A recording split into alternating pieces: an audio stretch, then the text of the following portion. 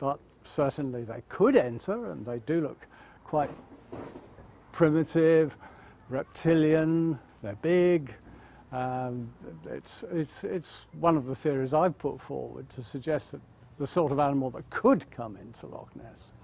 But we now understand a lot more about the biology, and so we're now turning back to what it is that people are seeing, because what they're seeing are completely different things.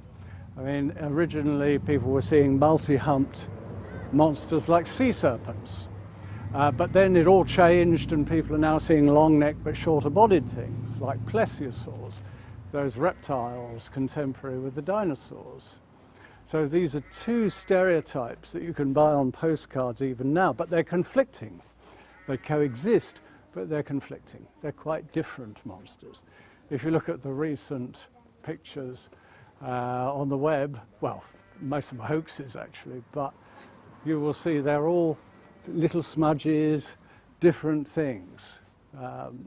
The sorts of stereotypes that we use to describe monsters change over the years. So originally we were talking about sea serpents in the 18th century, for example, and then in the 19th century you have the discovery of the plesiosaur fossils, and so sea monsters became plesiosaurs. And the same thing happened at Loch Ness, but within a period of months rather than years. So there are many different inputs, if you like, to the way we view these things. And all the time, we want to make our myths more rational. And that is why the sea serpent gave way to the plesiosaur explanation, because real fossils had been found.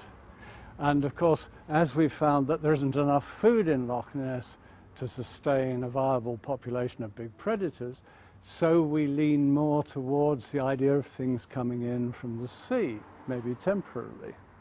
So we're constantly trying to rationalize our wish that there was something there. If we were talking about these monsters, could they habituate on the bottom of the loch? Or as you say, they're coming from outside?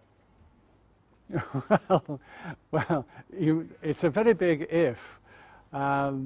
We, of course, have researched both by visual means, underwater cameras, and by sonar. And it is possible that on the very bottom or in the sides of the loch, it's very difficult to look by sonar. But of course, you've still got the productivity issue, the problem of food resources.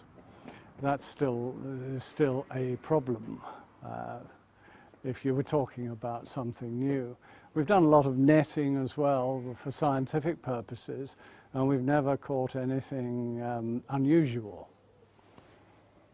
So as you mentioned, the bottom of the loch was researched by. Yeah, we have. We've looked at it.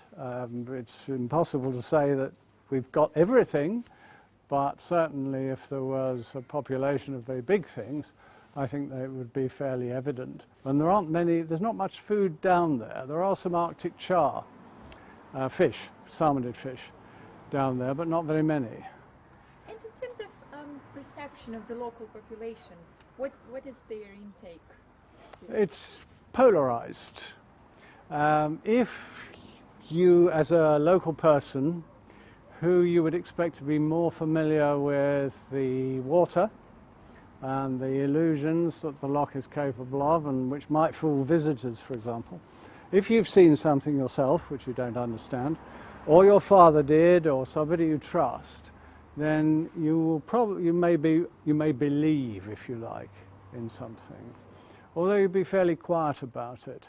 But if you've not had that personal experience, and you've lived here all your life, and you're familiar with the water, and you haven't seen anything, then you're likely to be a non-believer. You might say, it's good for the tourists, you know. You'll hear that quite often. All right, and are there any signs that the local people can say,